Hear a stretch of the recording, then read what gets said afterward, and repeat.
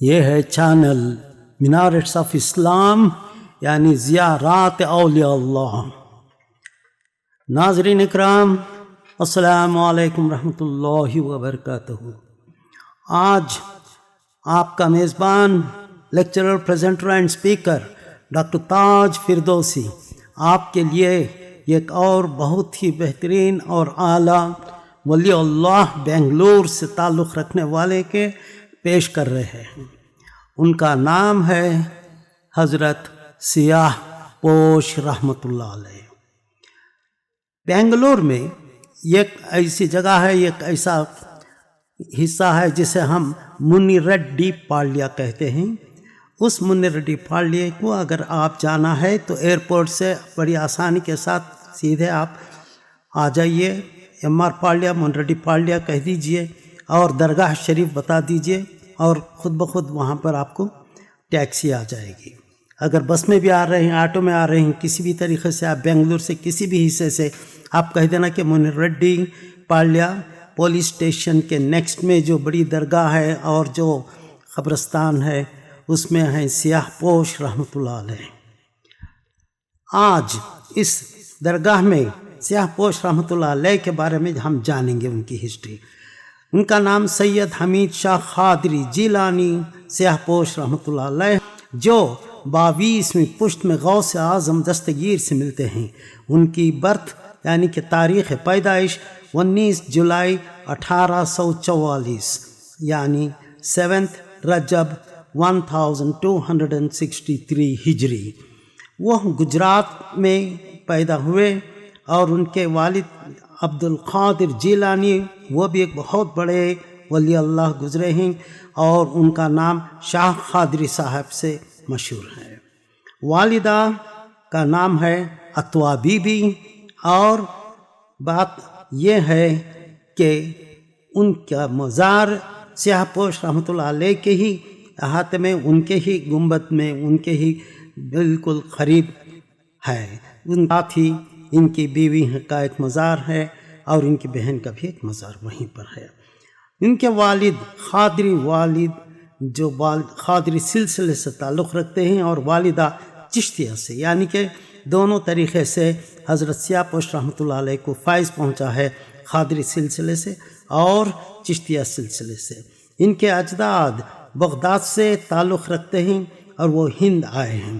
جب ان کے great grand father آئے تھے یہاں پر تو اس وقت حیدر شاہ وہاں پر موجود تھے، اور وہ جو آئے تو یہاں سیاہ پوش کے ساتھ بنگلور میں مقیم ہونے کا ارادہ کر لیا۔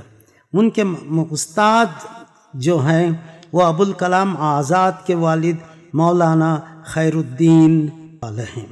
سیاہ پوش کی ایک بڑی ضروری بات یہ کہنا ہے کہ وہ سیاہ پوش کیوں کہتے ہیں، کیونکہ وہ اپنے لباس میں ہمیشہ کالے رنگ کے کپڑے پہنا کرتے تھے۔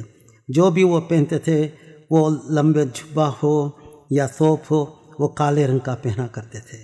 بات یہ ہے کہ ان کے جو پیر و مرشد ہیں، ان کو کے بعد ملک شام میں اعلیٰ مقام پر ملاقات ہوئی اور ان کے نام ہے شاہ جبیلی رحمۃ اللہ علیہ بزرگ۔ تو وہ ان کو خلافت بھی دیے، بیعت دینے کے بعد سے بیعت کروانے کے بعد خلافت، اور پھر خرقہ سیاہب دے دی، صفا و مروہ کے جگہ پر کھڑے ہو کر ان کو جو دے دیے، تو اس وقت سے انہوں نے اس کو پہنا اور ہمیشہ ہی پہنتے رہے۔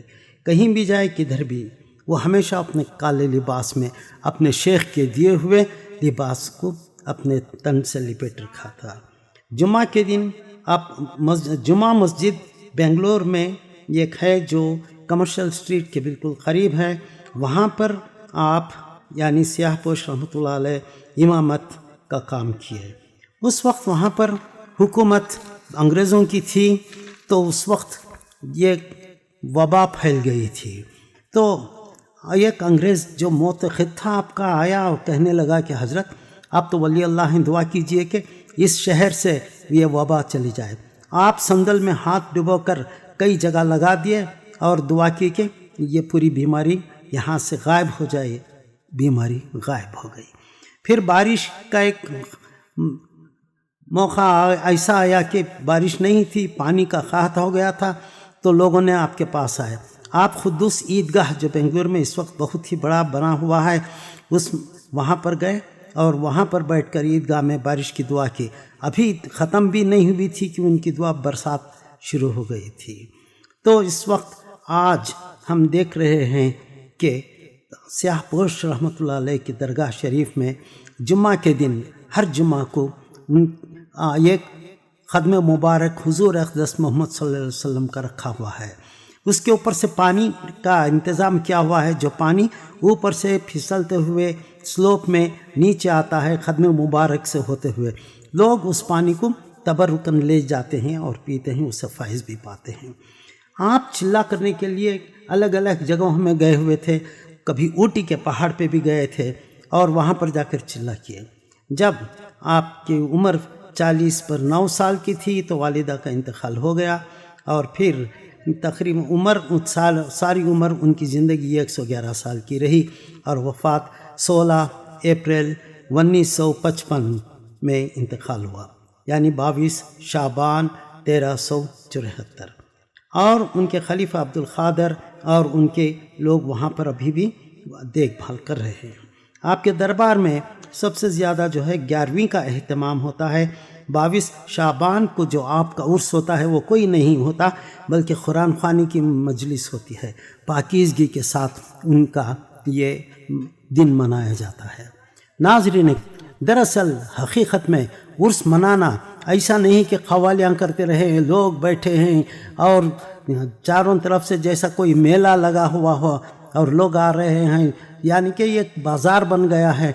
वहाँ पर जब उर्स होता है तो जो भी औलिया अकराम होते हैं अक़ीदत के साथ वहाँ पर बैठते हैं और जो भी आते हैं जैसा मस्जिद में एहतराम करते हैं, खामोशी के साथ कुरान शरीफ पढ़िए, दरूद पढ़िए, उन पे ये कीजिए। ऐसा नहीं कि लाउड स्पीकर पर गाने, क़वालियाँ, म्यूज़िक, ढोल धमाका, इन तमाम चीज़ों से परहेज़ करें, क्योंकि औलिया अल्लाह भी इस चीज़ को पसंद नहीं करते। बेहतर है कि जब भी उनका उर्स का या किसी दिन बहुत ही ज़रूरी होता है, वहाँ पर लोग जमा होकर उनकी याद ताज़ा करने के लिए कुरान ख़्वानी कर लें या दरूद शरीफ की महफ़िल बनाएं और वहाँ पर उनको अतिया पेश करें, दरूद का तोहफ़ा पेश करें। जज़ाकल्लाह खैर। क्या रुतबे मोहम्मद के हैं, क्या रुतबे बशर ये खाक क्या जाने। मोहम्मद के हैं क्या रुतबे बशर ये खाक क्या जाने। वो नूर नूर क्या कहिए, वो नूर नूर क्या कहिए। वो रब या मुस्तफ़ा जाने। वो नूर नूर क्या कहिए, वो रब या मुस्तफ़ा जाने। मोहम्मद के हैं क्या रुतबे। तबस्सुम चश्मे नरगिस गुल, तबस्सुम चश्मे नरगिस गुल। रुखे शम्सो क़मर यकजा। तबस्सुम चश्मे नरगिस गुल। रुखे शम्सो क़मर यकजा। कसम कुरान के लब पर, कसम قرآن کے لب پر جمال جان خدا جانی قسم قرآن کے لب پر جمال جان خدا جانے محمد کے ہیں کیا رتبے